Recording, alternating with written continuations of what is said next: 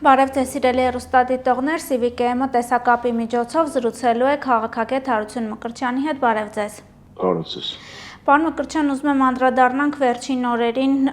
Երևանում տեղի ունեցող ցույցերին Լեռնային Ղարաբաղի հայրենակիցների կողմից կազմակերպված պահանջը սոցիալական է, բայց ցույցերի ընթացքում հնչում են նաև քաղաքական պահանջներ,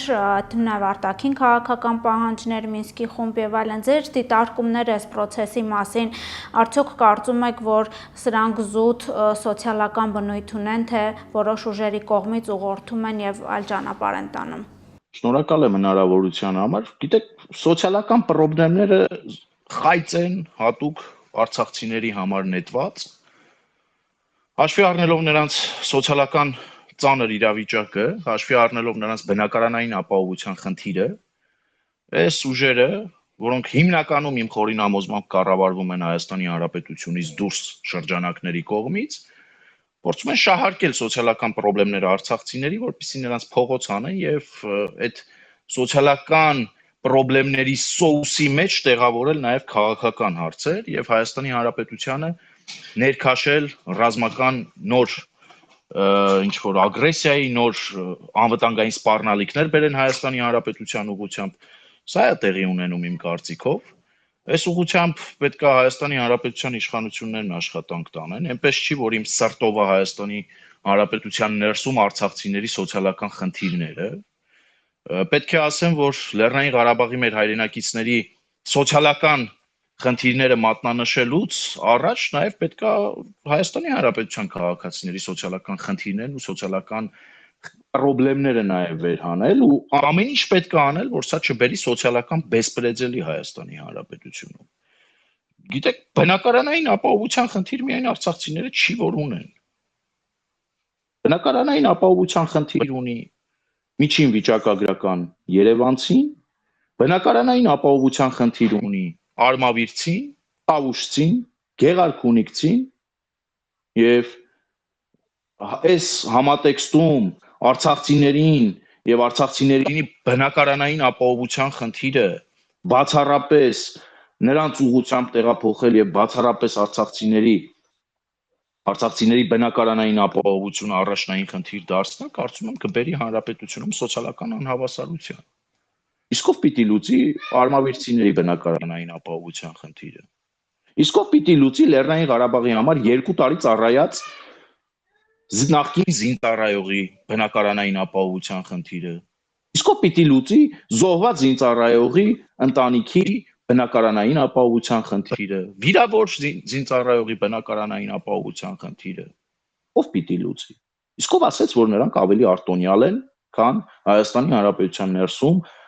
այդ խնդիրներով ամեն օր ապրող մեր հայրենակիցները։ Այստեղ էլ պետք է ուշադիր լինել, որովհետև գիտեք, մարդիկ չեն ուզում ընդունել Հայաստանի Հանրապետության քաղաքացիություն։ Մարդիկ չեն ուզում Հայաստանի Հանրապետության զինված ուժերում իրենց որդիներին ուղարկել ծառայության։ Մարդիկ Հայաստանի Հանրապետությունից դուրս ապաստաններ են փնտրում, կամ գոնե թե փափագում են, որ ինչ որ этаպում կարող են իրենք ստանալ այդ ապաստանը, այդ հնարավորությունն ու այդ պատուհանը։ Ես այս վիճակագրական տվյալները ասեմ, Հայաստանի Հանրապետությունում Լեռնային Ղարաբաղի մեր հայրենակիցներից ընդամենը 3000-ին մոտ քաղաքացիներ են, որ ընդունել են Հայաստանի Հանրապետության քաղաքացիություն։ Այս ֆենոմենալ անհասկացվածությունը կամ այս ֆենոմենալ հակասությունը ով կարող է բացատրել։ Ինչով է սա պայմանավորված։ Իսկ ով ասեց, որ Հայաստանի Հանրապետության քաղաքացիները պետք է դառը քրտինք թափեն, առավոտից երեկո աշխատեն, հարկեր գեներացնեն Հայաստանի Հանրապետությունում եւ պետական բյուջեից Հայաստանի Հանրապետության ոչ քաղաքացիները ստանան արտոնություններ եւ գումարային աջակցություններ։ Իսկ ով ասեց, որ դա անսպառ է եւ դա ժամկետ չունի, անժամկետ է, որևէ մեկ այդպիսի բան ասել։ Եթե այդպես է, ներողություն, ես պետք է հորդորեմ մեր հայրենակիցներին իրենք էլ իրենց սոցիալական խնդիրներով պայմանավորված դուրս գան փողոցներ։ Եթե այդպես է, միջին վիճակագրական Արմավիրցին, Գեղարքունիքցին, Տավուշեցին, լոռեցին իր խնդիրներով, իր սոցիալական խնդիրներով, իր բնակարանային ապահովության խնդրով դուրս գա փողոց եւ պետությունից պահանջի նմանատիպ աջակցություն առնվազն։ Եթե այդպես է։ Իդեպ դա ոչ թե խնդրանք է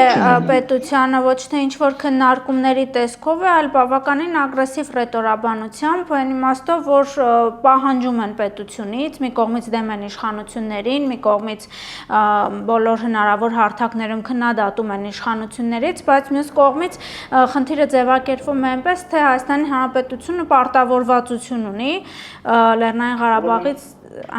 Ուրեմն այսպես ասեմ, Հայաստանի Հանրապետությունն ու Հայաստանի Հանրապետության քաղաքացիները որևէ մեկին պարտք չեն եւ պարտատոմս չեն ստորագրել, սա թող իրենց ականջներին օղանեն։ Հայաստանի Հանրապետությունը նորանկախ Հայաստանի Հանրապետության պատմության ընթացքում եւ նրա քաղաքացիները իրենց կաշվից դուրս գալով տվել են ամեն ինչ։ Սկսած որդիների կյանքով, ավարտված գեներացված հարկերով եւ Լեռնային Ղարաբաղ ուղղորդված միլիարդավոր դրամներով տարիներ շարունակ։ Դա թող իրենց ականջին օղանեն։ Իսկ զուգահեռ երբ որ սոցիալական խնդիրների սոուսի տակ տեղավորում են նաև Մինսկի խմբի չլուծարման պահանջը, Լեռնային Ղարաբաղի հարցի վերաբացման մասին են ինչ որ ծղրտում։ Ուր եք դուք։ Երբ որ ձեր նորընտիր նախագահը Սամվել Շահարամանյան, իսկ իմ կողմից կնքված Սամվել Եվլախսկին։ Եվլախում Լեռնային Ղարաբաղն էր լուծարում։ 1.5 տարի անցել, նոր եք արթնացել։ Ձեզանից քանիսն է հաշիվ պահանջել Սամվել Շահարամանյանից։ Լավ, ձեր բնակարանային ապահովության խնդրով եւ ձեր սոցիալական խնդիրների լուծման հարցով ձեզանից քանիսն է Ղարաբաղյան ծագում ունեցող ձեր ճակերտավոր հերոսի առաջ պահանջներ դրել, խոսքը Ռոբերտ Քոչարյանին է վերաբերվում։ Ձեզանից քանիսն է կոնգրես հյուրանոցում ապաստան խնդրել Ռոբերտ Քոչարյանից։ Ձեզանից քանիսն է Երևանի կենտրոնում բնակարաններ ունեցող, բիզնես գործունեություն ծավալող Բակո Սահակյանի, Արկադի Ղուկասյանի, Արայիկ Հարությունյանի ընտանիքների առաջ պահանջներ դրել։ Ձեզ թվում է Հայաստանի Հանրապետությունն ու նրա քաղաքացիները հավերժ պարտք են ձեզ։ Կոպիտ եմ արտահայտվում։ Ակնհայտ է, չէ, որ Ազատության հրապարակ դուրս եկած մարդիկ ուղղորդվում են ուժերի կողմից եւ հարցը հետեւյալն է, կա արդյոք վտանգ այս պետության ներսում պետություն ստեղծելու հետ կապված, իրենք իրենց մարմինները չեն ուզում լուծարեն,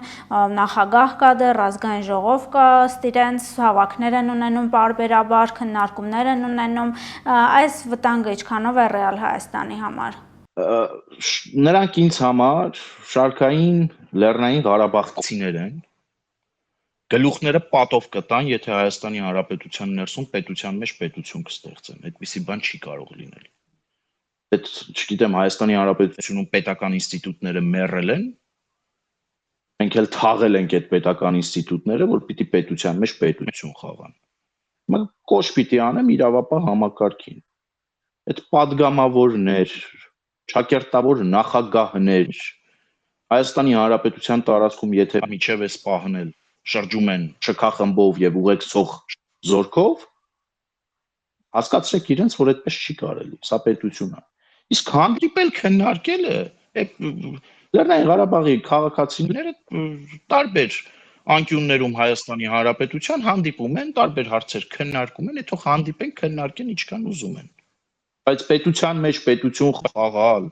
պետության մեջ ինստիտուտներ պահել, այդ ինստիտուտների անունից հայտարարություն տարածել, Հայաստանի Հանրապետության ուղղությամբ հավելյալ անվտանգային ռիսկեր գեներացնել,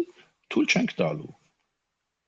Այստեղ պետությունը, Հայաստանի Հանրապետությունը պետք է իր ինստիտուտներով կոշտ հակազդեցության արժանացնի նրանց եւ ամեն մեկին իր տեղը նստեցնի։ Ես չեմ կարծում, որ Լեռնային Ղարաբաղի մեջ քույրերն ու եղբայրները գիտակից խափնված ինչ որ առումով կգնան այս քայլին ու չեմ կարծում, որ սա իրենց համար որևէ լավ տեղ է տանելու։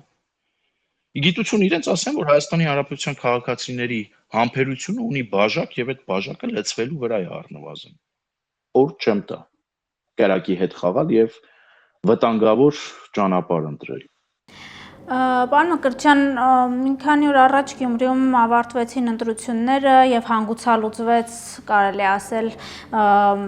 ընտրությունների արդյունքները, երբ որոշում կայացվեց, որ հօգուտ Վարդան Ղուկասյանի ձայներ են տրվելու։ Մենք հաճախ ենք լսում, որ Գյումրին այդքան էլ կարևոր չէր, այն իմաստով, որ սա փոքր 2026-ին ընդառաջ ավելի մեծ զարգացումների նախերգանք է ընդամենը։ Հիմա հարցը հետևյալն է, Գյումրիում ստեղծված այս իրավիճակը եւ եթե կապենք նաեւ Լեռնային Ղարաբաղի հայրենակիցների այս բողոքների իշխանությունների դեմ դուրս գալու, ինչքանով կարող է 26-ին ընդառաջ մեզ համար ռիսկեր պարունակել։ Քանի դեռ Հայաստանի Հանրապետությունում իշխանությունը Գյումրիի մասով եւ 26 թվականի մասով է, եթե ձեր հարցը, այդ համատեքստում եթե դիտարկենք, ես մի բան կարող եմ ասել։ Քանի դեռ Հայաստանի Հանրապետությունում Հայաստանի Հանրապետության իշխանությունները նախկինին չեն տվել քաղաքական եւ իրավական գնահատական եւ այդ գիծը չեն քաշել, այդ վտանգը անընդհատ արկախված է Հայաստանի Հանրապետության գլխին։ Այս ուղղությամբ պետք է աշխատանք տանել։ Գյումրիում ովքեր եկան իշխանության։ Ըստ Նիկոլ Փաշինյանի ուզուրպատորները, թալանչիները, իշխանազավթները, կրիմինալը ինչի եկան իշխանության, որովհետև իրավական գնահատական չտրվեց այդ ամեն ինչին, որովհետև կրիմինալ տարերը ներքաշվեցին քաղաքական process-ների մեջ, որովհետև թալանչիները իրենց կեղտոտ գումարը ներդրեցին քաղաքական process-ների մեջ եւ ունենք այն ինչ ունենք։ Այս համատեքստում պետք է իշխանությունն իրան թափ տա։ Պետք է սկսի նախ սեփական շարքերը նորօրյա եւ նորընծա կոռուպցիոներներից մաքրել, կասկածելի տարերից մաքրել, այնուհետև անցնել նախկինին իրավական եւ քաղաքական գնահատական տալու։ Չնայած որ ես դա ինչ որ առումով նաեւ ուշացած քայլ եմ անում։ Հենց դա ձեր կարծիքով անմիջապես հեղափոխությունից հետո գուցե եթե արվեր դժգոհություններ չեն լինի, որովհետև հիմա ինչ process տեղի ունենում, ասում են արդեն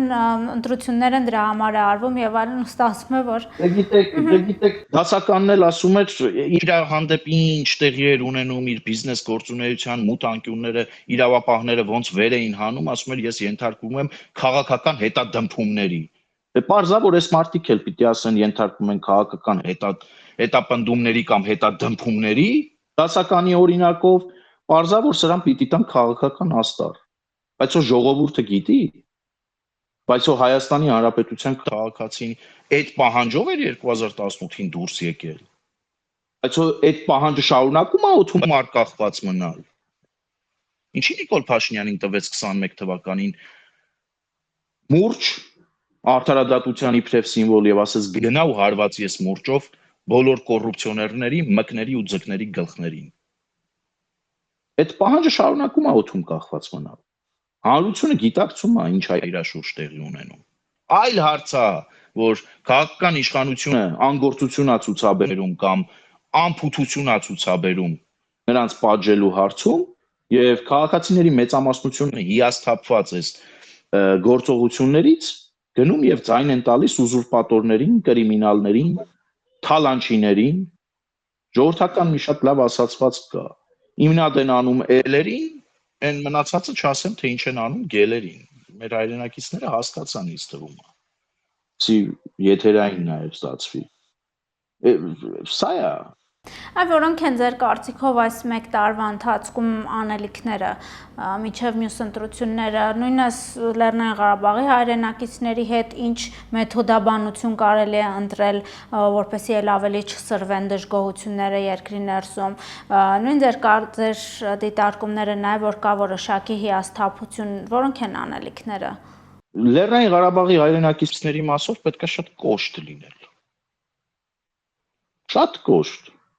Ուզում եք էսա, սիրելի հայրենակիցներ, քույրեր եւ եղբայրներ, չեք ուզում, էլի էսա։ Ես չեմ հասկանում, Հայաստանի Հանրապետության ներսում 120,000 Լեռնային Ղարաբաղի քաղաքացիներ պետք է կարողանան իրավիճակ փոխել, ասեմ մի փոքր ավելին եւ կոշտ։ Հայաստանի Հանրապետության ներսում պետք է կարողանան Երևանը Ստեփանակերտի վերածել։ Հստակ կա ծրագիր գծված։ Բնակարանային ապահովության ծրագիր ընտանիքներին եւ ամեն անդամի հաշվով հասցեագրված կոնկրետ գումար, թող օգտվեն, կամ թող օգտվեն, կամ թող չօգտվեն մեծ հաշվով։ Իրենք թող ընտրեն ինչ են ուզում։ Ուզում են ուզեն, չեն ուզում էլի թող ուզեն։ Այս հարցում պետք է լինի իշխանությունը, պետությունը շատ կոշտ։ Քաղաքական դաշտը պետք է մաքրվի։ Պետք է առողջացվի։ Պետք է առողջացվի այդ նախկինների հարմարավետ բռնցքամարտի տանձը կամ տանձիկը պետք է փոխարինվի, այլևս չի աշխատում։ Եթե Նիկոլ Փաշինյանին եւ քաղաքացիական պայմանագրին թվում է, որ նախկինների ուրվականով Հայաստանի Հանրապետության քաղաքացիներին շարունակաբար կարող են իրենք մոլորեցնել, վատի եւ վաթարագույնի առաջ ընտրության առաջ կանգնեցնել, չարաչար սխալվում են, Գյումրին դրա ցուցիչն է։ Չի ստացվելու։ Դաշտը առողջացնել եւ գնալ հերթական ընտրությունների։ Ես ընդհանուր նաեւ չեմ բացառում արտահերթ ընտրությունների տարբերակը այս համատեքստում։ Բայց արդյոք Հայաստանը նոր տուրբուլենտ process-ների մեջ չի ներքաշվի այս ամեն ինչից հետո։ Սա կարծում եմ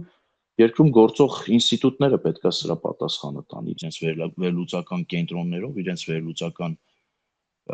կապիտալով եւ որոշում պետք է կայացնի քաղաքական իշխանությունը։ Բայց որ այս կոնֆիգուրացիայով քաղաքական դաշտի ընտրությունների գնալը արկածախնդրությունը Հայաստանի Հանրապետության համար, սա փաստ է։ Սա վտանգավոր տեղ տանող ճանապարհ է, փակուղի տանող ճանապարհ է։ 2021 թվականի ընտրությունների արդյունքները մեզ պետք է դաս լինի։ Հայաստանի Հանրապետության համար 2021 թվականից 2024 թվականը, 2025 թվականը ես համարում եմ կորսված տարիներ։ Մենք չենք ունեցել ընդդիմություն խորհրդարանում։ Մենք ունեցել ենք հայոյողների խմբակ, մենք ունեցել ենք քաղաքական դաշտում բացառապես մեկ խոսույթ դավաճանը դու ես, հողատուն դու ես, փչացածը դու ես, բոշան դու ես, ու դրանից Հայաստանի Հանրապետությունը բնավ չի օգտվել։ Բնավ։ Էլ ավելի խոցելի է դարձել Հայաստանի Հանրապետությունը։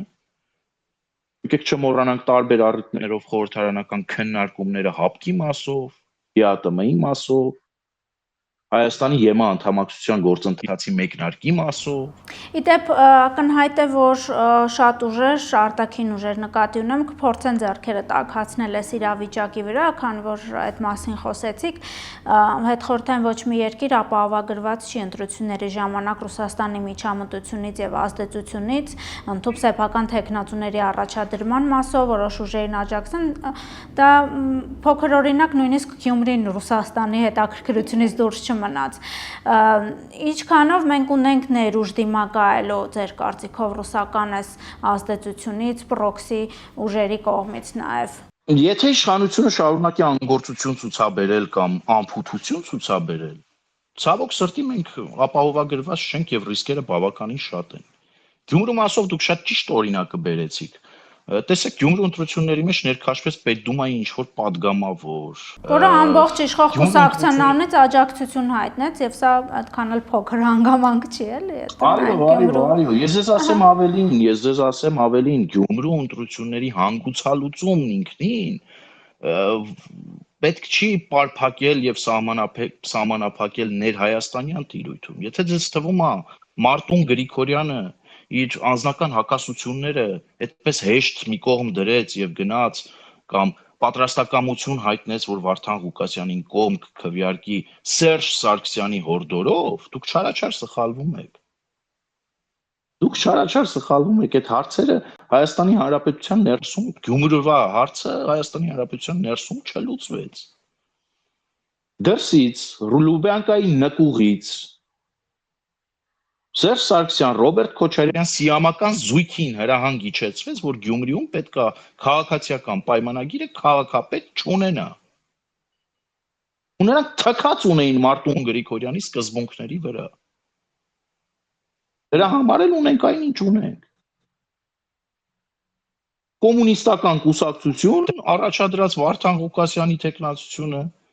Եվ ըստ երևույթին կոմունիստական կուսակցության իշխանություն Հայաստանի Հանրապետության երկրորդ քաղաքում։ Սթափվել է պետք, ես չեմ կարծում, որ մեր իշխանությունները այս գծի մեջ են խաղում։ Ցավոք սրտի իրենք իրենց գործողություններով այս փակուղային իրավիճակի առաջ են